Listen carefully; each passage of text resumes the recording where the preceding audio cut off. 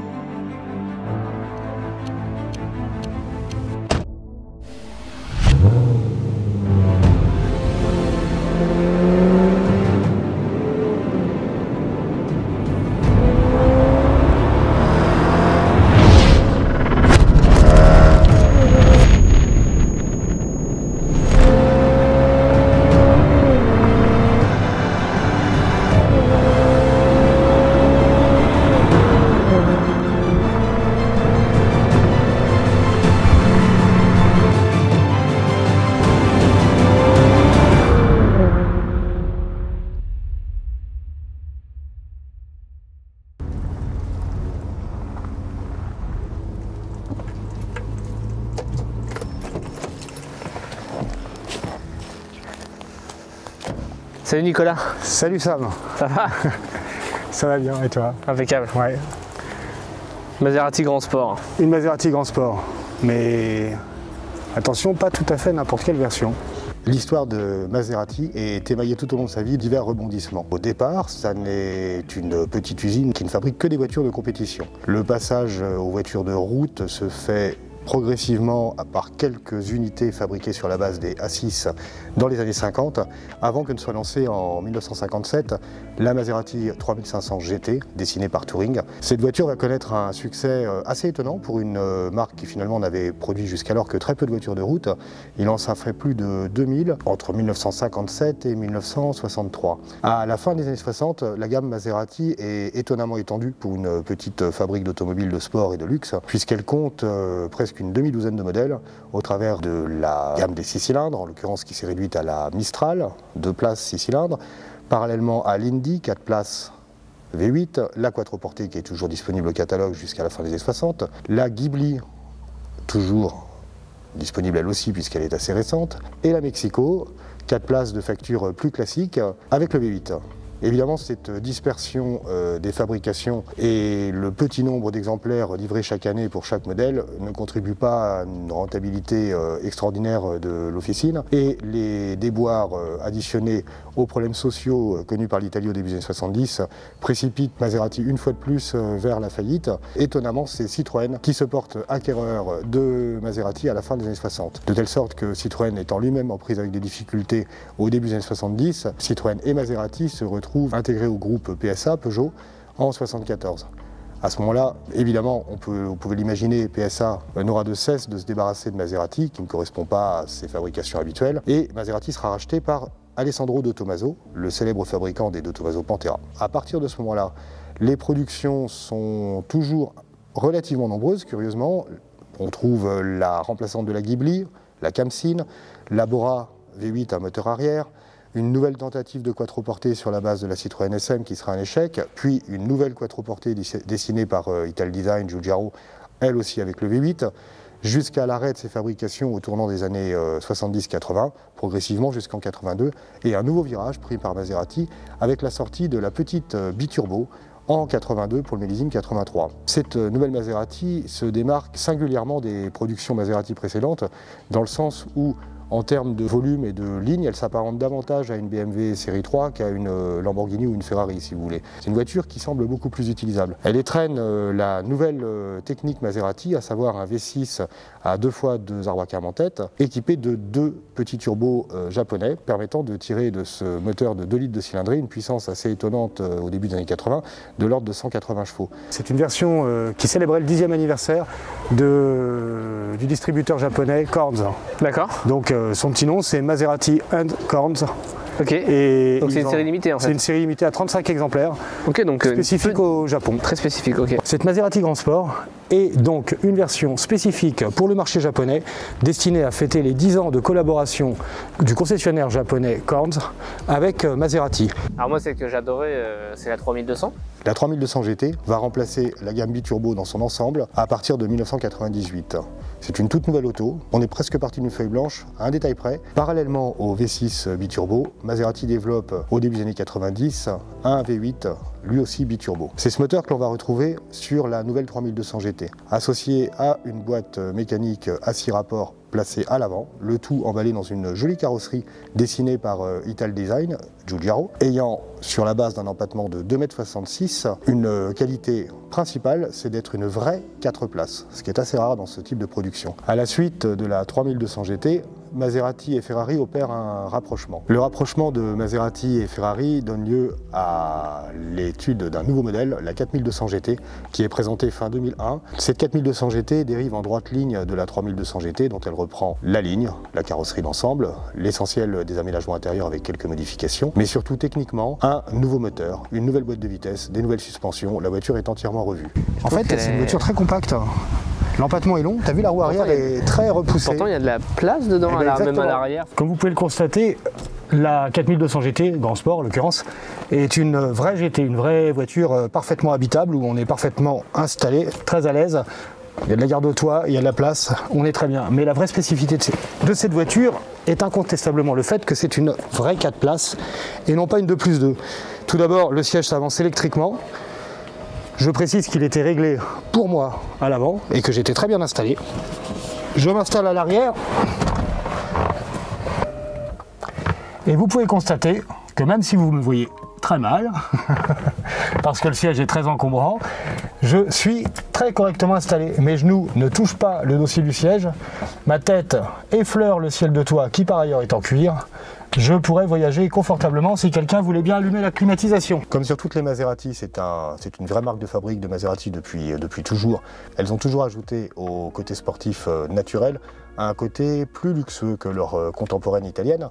Et donc l'intérieur est pareil d'une finition de haut vol. Tout est en cuir et en Alcantara. Accessoirement, sur cette version spéciale Corns, nous trouvons une sellerie beige coordonnée à l'ensemble de l'intérieur et un passepoil crème, que vous voyez à peu près partout, qui souligne les contours des différents éléments de l'habillage intérieur. Une autre particularité des Maserati depuis les années 80, c'est d'être équipé d'une horloge, électrique bien entendu, mais c'est devenu une marque de fabrique chez Maserati dans ces années-là. Nous disposons ici d'un petit inverseur pour engager la marche arrière, et quand on le repousse vers l'avant, pour repasser en neutre, et donc commander l'engagement de la première vitesse. Nous trouvons ici, comme vous pouvez peut-être l'apercevoir, une petite plaque indiquant que cette version est une version spéciale commémorative entre Maserati et son distributeur japonais, Corns. Les canules d'échappement sont assez rigolotes. Elles sont un peu rectangulaires. Et cette grille cache un petit diffuseur.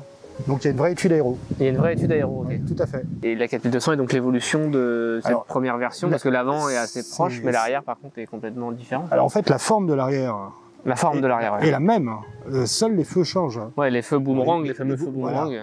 Très élégante, comme on l'a dit, offrant une particularité esthétique intéressante que tout le monde connaît, c'est la disposition des feux arrière en forme de boomerang de part et d'autre de la caisse, contrairement au modèle suivant que l'on voit ici, qui est équipé de feux d'un design plus classique, dirons-nous. Par ailleurs, ces feux en forme de boomerang sont aussi les premiers feux à LED de la production automobile. La 3200 GT est un succès relatif, il en sera produit plus de 4500 exemplaires en 3 ans et demi, c'est un résultat honnête. Ce qui est spécifique en revanche à cette version japonaise, enfin destinée au Japon, c'est ce petit drapeau italien dans un logement renfoncé, voilà, un peu à la façon des blasons Ferrari en Les Cavallino. Ouais. Exactement. Une autre particularité qui la relie très directement à Ferrari, c'est que le moteur a pour base le F136. Ce moteur d'ailleurs, c'est assez intéressant, dérive du moteur Ferrari Maserati, le F136 dans la version R pour Maserati, et ce moteur F136, qui est un V8 à 90 degrés, 4 arbres à cam, 4 soupapes par cylindre, est le moteur que l'on trouvera sous le capot arrière des F430 dans la version Ferrari, avec un vilebrequin plat et un carter sec. Dans les Maserati, on le retrouve dans une version un peu plus soft, avec un carter sec toujours, lubrification par carter sec avec bâche à huile séparée, mais un vilebrequin à 90 degrés plus classique sur un V8 d'architecture de vilebrequin qui donne un fonctionnement un peu plus doux, un peu moins typé sport que le vilebrequin plat des moteurs Ferrari. Et la boîte Cambio Corsa, donc F1. Alors la boîte style la F1, même non, c'est pas une boîte Ferrari, c'est une boîte Graziano. Cette boîte de vitesse est une 6 rapports mécanique pour la version standard et pour la version Cambio Corsa, une 6 rapports robotisée avec commande par palette au volant, fabriquée par Graziano. Sur les 4200 GT, la grande différence c'est que l'ensemble boîte-pont a été reporté à l'arrière. On a donc un équilibre des masses statique 48% sur l'avant, 52% sur l'arrière. Donc c'est une voiture très équilibrée. Idéal. Bon, voilà. On l'essaye? On l'essaye. Je prends le volant comme d'habitude? Bien sûr, bien sûr. Très bien. Alors bouton de démarrage bleu. Voilà. Bleu Maserati. Tout à fait. Cette espèce de bleu un peu... On a ici une petite touche sport pour améliorer un peu le son. Voilà, c'est normal. Et si on appuie dessus, ça ouvre... Et c'est un peu plus sourd, ouais. Voilà. Et ça a d'autres impacts ou pas? Oui, ça agit, je crois, sur les réactions de la suspension Skyhook. Donc c'est une suspension pilotée, ouais. C'est une suspension pilotée, 40 informations traitées à la seconde. Quand tu montes dans une 4002, et si tu n'as pas conduit de 3002 depuis longtemps, tu as un peu le sentiment de monter dans la même voiture. C'est marrant, c'est assez rigide en fait. Hein. Ah voilà, c'est bon, on est en sport, donc on est un tout petit peu moins souple. Dans tous les cas, la suspension n'a pas une grande capacité à filtrer. Elle filtre pas très bien les petites irrégularités. En revanche, quand tu prends de la vitesse, elle est assez confortable. Ok. C'est étonnant cette place qu'on a par contre. J'ai l'impression d'avoir vachement de place, j'arrive même pas à toucher le tableau de bord. C'est vraiment une voiture habitable. C'est impressionnant, on se rend peut-être pas compte en vidéo, mais j'ai vraiment une place. Et derrière toi, c'est formidable. Hein, ouais, c'est des vraies places. Et pourtant, la voiture n'est pas si grande que ça. Donc finalement, passer cette première impression de monter dans la même voiture qu'une 3002 GT, le reste n'a rien à voir. En fait, dans la 3002 GT, la première chose que tu remarquais, c'était une position de pédale d'accélérateur exécrable. Ok. Mais vraiment, tu sais, ces pédales d'accélérateur à l'italienne d'autrefois en forme d'espèce de goutte d'eau articulée, tu sais pas comment, t'arrivais pas à savoir comment mettre ton pied là-dessus. Là, on a une grosse pédale en aluminium, bien rectangulaire, presque un peu trop légère. Quand tu maintiens simplement ta vitesse, elle te retient pas le pied, du coup ça fatigue un petit peu la cheville, c'est un détail. En revanche, la boîte robotisée, tu me donneras ton avis, et pas en usage normal et pas extraordinaire. Elle est un peu lente et elle donne l'impression que le moteur prend un petit peu de tour à la commande du passage des vitesses à la montée. Tu vois, regarde. T'as entendu le moteur? Ouais, ça fait ouais. Bon. Et en fait, t'as l'impression que l'embrayage se prend la petite accélération au réembrayage se prend la petite accélération du moteur, ce qui semble pas très efficace. Ces boîtes simple embrayage qu'on retrouve aussi sur certaines Audi R8, sur les F430, les 599. Moi, je trouve qu'elles sont fabuleuses. Moi, je trouve que c'est des boîtes fabuleuses en conduite dynamique. Hein. On n'y a pas prêté attention, mais on était sur une route un peu bosselée. J'étais repassé en mode normal, c'est-à-dire pas sport. Ouais. Et on roulait un peu plus vite Enfin, un peu plus vite. On était à 40 à l'heure au lieu de 20. Et ça se passait mieux. Là, on arrive vraiment sur la partie défoncée. Et là, tu vois que la capacité à filtrer... Non, mais surtout, il y a des moments où ça remonte fort. Quoi. Ça tape. Ouais. Voilà. Alors que c'est vraiment une route praticable. Quoi. Ouais. Et si tu fais bien attention, en fait, on est un peu secoué, mais c'est surtout les percussions. Ouais, c'est les percussions. Les percussions dans les pneus à profil bas. Et la rigidité de la caisse qui remonte, plus qu'un inconfort objectif. Alors, j'enlève le mode auto. Hop. 3000 tours. Ah ouais, c'est pas mal. J'ai passé la vitesse exprès. Voilà, tu vois, ça marche bien là. C'est pas très sonore. Je suis en mode normal, j'ai pas le mode sport. Mais c'est pas mal. On était en version tranquille. Je crois que la plus grande particularité, et on arrêtera peut-être avec ça, sauf quand tu reprendras le volant toi-même, c'est que ça ne fonctionne pas toujours exactement sur le même rythme. Ouais. C'est ça qui est étrange. Mais par contre, il y a une subtilité avec ces boîtes, mais comme avec toutes les autos finalement, et toutes les subtilités qui sont sur les autos, c'est que quand c'est la tienne et que tu la roules régulièrement, il y a un moment où tu prends la main et tu sais, tu prends l'habitude et tu sais comment elle va se comporter, et finalement tu es de moins en moins gêné par ces trucs à l'utilisation. Là on est en sport. Là. Ah ouais, ça chante un peu plus. T'as vu, c'est mieux là. Ça marche bien, hein? C'est vachement mieux là. Et là, d'un seul coup, la coup de la boîte devient sympa. Hein. Exactement. Parce que là, tu sens que le rapport passe, il y a un côté un peu viril. Exactement. Un côté un peu viril, et le temps de passage est beaucoup plus court. Et le hein. rétrogradage aussi.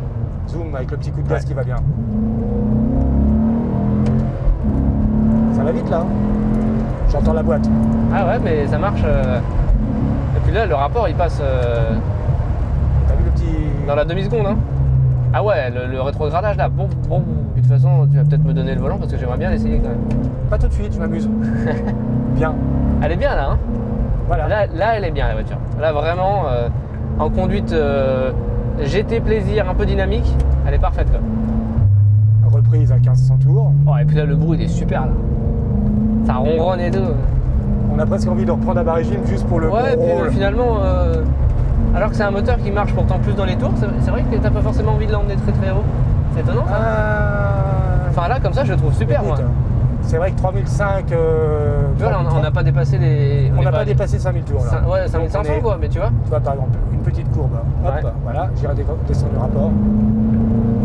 Tu vois, c'est vachement bien tenu. Hein. Ouais, c'est bien. Hein. Surtout qu'en plus, la route était un peu inégale. Et, Exactement. Il se comporte extrêmement bien sur ces routes bosselées quand tu la positionnes. Non mais c'est avec un super peu de agréable parce que tu décision. vois là on est sur une petite route et sans dépasser les limitations de vitesse. Oui, parce que on là, prend on est à 65. Bah oui on est à 60, 70. Non mais je veux dire c'est une route à 90 tu vois. Et bon Exactement. les conditions font que rouler à 90 ça serait rouler vite. Ah oui. Mais en fait tu vois entre finalement ce régime entre on va dire on n'y est pas allé mais entre 70 et 130 la voiture est super quoi. Elle a une espèce d'ambivalence où tu sais pas exactement si c'est une sportive ou une GT. T'aimes bien ce genre de considération, toi. Bah ouais, mais Où se positionne-t-elle cette voiture? Est-ce que c'est une sportive? Est-ce que c'est une GT? Bah ouais, j'aime bien. Moi, j'aime bien mettre les trucs dans les cases. Tu sais, c'est mon côté Excel. Mais je veux dire, je trouve que cette auto, ouais, elle a un peu une ambivalence. Tu vois, c'est-à-dire qu'à la fois, elle a une position, une finition, et un intérieur et tout de GT. Et en même temps, quand tu montes dedans et que tu te prends la première bosse au sol, t'as l'impression que t'es dans une voiture de t'es sport. dans une voiture de sport, un peu quoi. sèche. Tu sais, t'as l'impression d'être dans une 430 ou un truc comme ça. Qu'est-ce qui te fait croire que je vais te laisser le volant? Bah, parce qu'on est à l'arrêt et qu'on fait demi-tour. Hop. Alors. Ah oui, donc j'ai même un rappel du milieu sur le volant. J'avais même pas fait attention en alu. On l'a remarqué nous aussi. Avec ce volant carbone. Voilà. Okay. Alors le volant carbone, les inserts carbone, tout ça c'est... Ah c'est étonnant cette position de conduite. Elle a un côté très étonnant. En fait on a une énorme visibilité en passager. Et quand on est conducteur, on se retrouve avec la casquette du tableau de bord juste devant. Et c'est assez rigolo. Alors on voit très bien, hein, je veux dire, je suis pas du tout gêné ou autre. Ouais. Mais par contre, c'est surprenant. Tiens, on s'attend pas à avoir cette grosse casquette qui finalement t'empiète une partie du champ de vision. Ah oui, ça, en passager, ça marche. Hein. Ça marche, hein? Ouais. Et on était à 3500-4000. Hein. Moi, j'ai pas pris de tour. C'est pas si mal amorti aussi. Hein. Ah oui, c'est ce que je voulais dire tout à l'heure, tu as parfaitement raison. Le filtrage à basse vitesse n'est pas terrible. Mais là, on roule, tu vois, là je suis à 95. Et ça, c'est la suspension Skyhook qui bosse, je crois, vraiment bien. Là, c'est parce que la route est un peu pourrie et je me prends pas de rebond. La voiture, le volant, il reste droit. Ouais. On est absolument pas gêné. Ah si, dans les tours. Là, tu vois. Impeccable. Là, on n'a plus une GT. Hein. Non. Là, on n'a plus une GT. Vraiment, on est beaucoup plus proche d'une 430 que d'une Gran Turismo. Hein.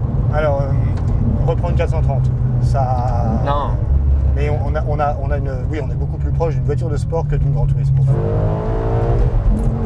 Ah ouais. Franchement, la boîte, autant en conduite pépère et tout, elle a vraiment assez peu d'intérêt. Autant là, comme ça, elle est sympa. Franchement, c'est. Et quand on commence à aller vite, on la sent moins lourde. Ouais. Quand on hausse tout à fait. Quand on hausse le ton. Parce que là, elle a un côté presque grosse voiture.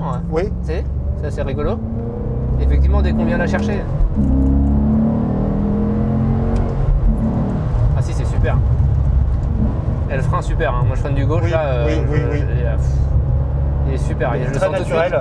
Ah ouais, super sensation à la pédale. Il est un freinage en pression et moi j'aime bien. J'aime pas les freinages à la course. Oui. Je suis en 2 là, à 30 km/h.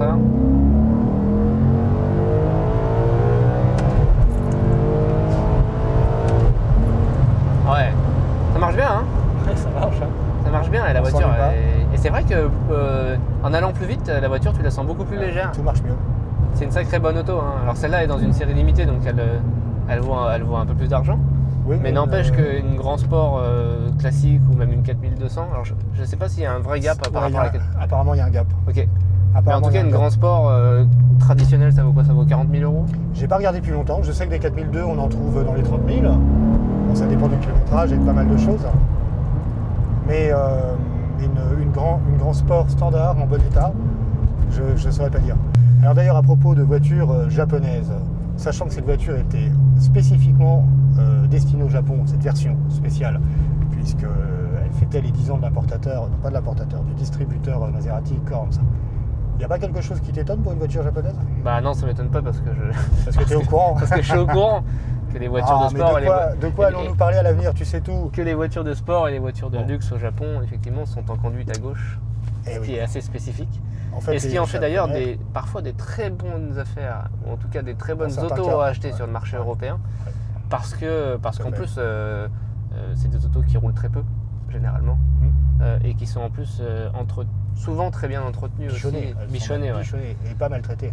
Essayer de repasser en confort, en normal, pour essayer de gagner un tout petit peu de confort sur cette route qui effectivement quand même est très cabossée, et où effectivement à basse vitesse on ressent un peu les aspérités de la route.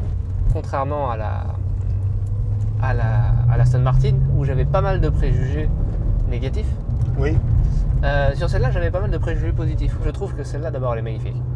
Le design est très très beau. Et le moteur est assez fabuleux aussi. Le moteur est super. Même si, peut-être que si je l'achetais, j'aurais tendance à, peut-être moi, modifier l'échappement pour mieux l'entendre, tu vois.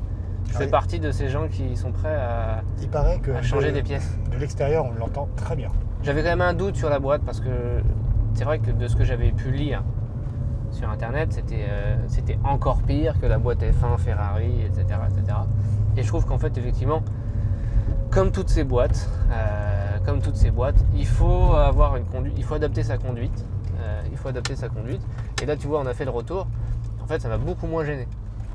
Beaucoup moins gêné que je pensais, et tu vois, même là finalement effectivement il faut avoir un peu d'éducation entre guillemets, mais tu passes ton rapport au moment où tu n'accélères pas et c'est pas... Et à la limite tu jettes un petit côté au contour parce que le contour redescend et puis il fait un petit bond qui indique que le rapport suivant a vraiment été engagé.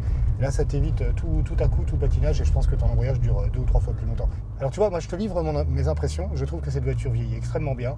Ce que je ne trouvais pas nécessairement à mon goût autrefois en termes de design intérieur est devenu kitsch, juste ce qu'il faut, et finalement typique d'une sorte de luxe italien qui est assez sympathique et agréable.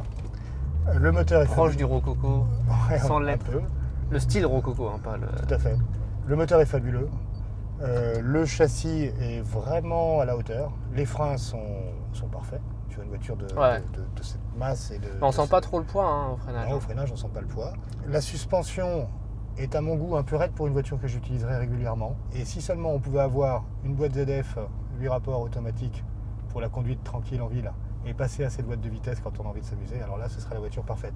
Mais au quotidien, même en sachant s'en servir correctement, ces petites manipulations obligatoires pour que ce soit doux sont un peu le signe de l'âge de l'auto plus que d'un vrai défaut. Mais ça reste plein de charme. Un bel essai, tu vois. C'est vraiment une auto que je connaissais de loin, plutôt. Et je suis plutôt très agréablement surpris. Enfin, pas surpris, non. Je suis plutôt... ça me conforte dans l'image et l'idée que j'avais de cette auto, quoi. Ouais. Elle est là où je l'attendais et... Eh bien moi je suis surpris parce qu'elle s'est débarrassée de l'inutile violence, de la violence mal maîtrisée de la 3200 GT. Elle a gagné en sécurité à tout point de vue, on peut vraiment utiliser le moteur. Elle s'est débarrassée de pratiquement tous les défauts de la 3200 GT. Bon Nicolas, on a fait le tour comme on dit d'habitude, je crois. Je vais retourner dans mon bureau, qui est beaucoup moins plaisant que ce bureau-là. Oui. Mais non, en tout cas vraiment une super auto, et je fais souvent... une plaisanterie autour de si j'en avais 10 à acheter, je l'achèterais, etc. Et celle-là, si j'en avais 10 à acheter, peut-être que je la mettrais dedans, quoi. Elle pourra faire partie? Ouais, parce que elle a un côté sans prétention. Le moteur et tout, c'est Moi je fais toujours le comparatif avec la 911 parce que c'est le modèle de référence, mais je trouve que c'est vraiment mieux qu'une 911 en termes d'expérience. C'est plus original, c'est moins commun. Tu sais qu'ils n'en ont fabriqué que 13 500. Donc c'est une auto rare. Ouais. Toute version confondue avec les speeders. C'est une voiture rare. Non mais un jour j'y réfléchirai quoi. Voilà. Ouais. Nicolas. Salut à la Sam. prochaine en tout cas. Bonne fin de journée. Salut. À bientôt. Bye bye. Salut.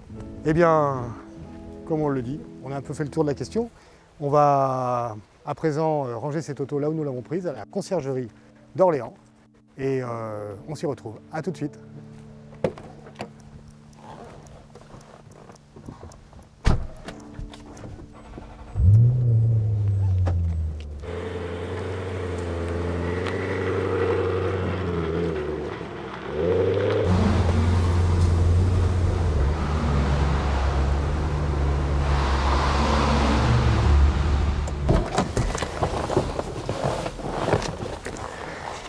Cette vidéo est à présent terminée.